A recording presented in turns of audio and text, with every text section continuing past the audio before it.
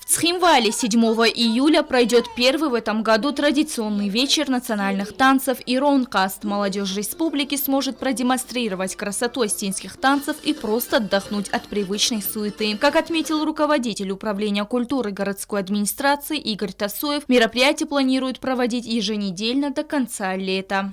Эта неделя, начиная с завтрашнего дня, то есть 7 июля, Управление культуры, молодежи и спорта города Цхинвал проводить будет вечерние вечера отдыха.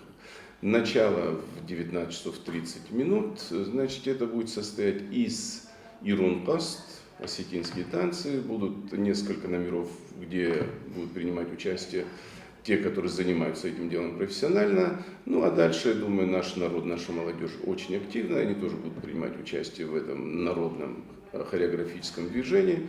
После этого дискотека для молодежи. Вечера танцев будут украшать своими выступлениями звезды юго-осетинской эстрады. По словам Игоря Тасоева, для представителей старшего поколения республики предусмотрена отдельная программа. Можно будет послушать живую музыку в исполнении талантливых музыкантов нашей страны. Мы будем также проводить вечера советской эстрады.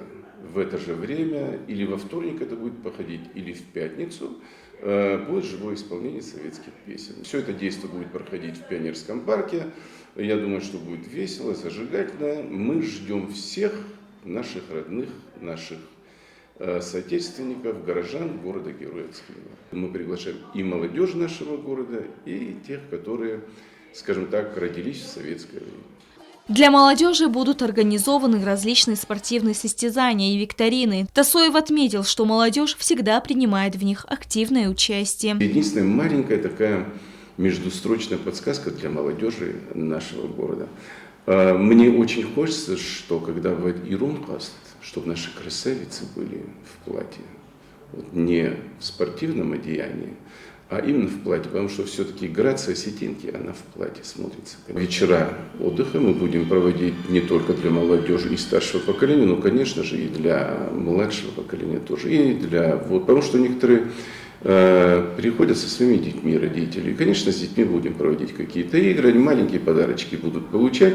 Но, я думаю, они более активны в движении, поэтому через детей мы будем находить путь к дорожке родителям. Вечера национальных танцев «Иронкаст» стали традиционными. Уже несколько лет подряд с приходом лета их организовывает Управление культуры городской администрации. В этом году из-за пандемии коронавируса и введенных ограничительных мер развлекательные вечера начнутся со второго месяца лета. Стелла Бязарова, Азамат Кудзиев, Зарина Татаева. Информационный выпуск сегодня.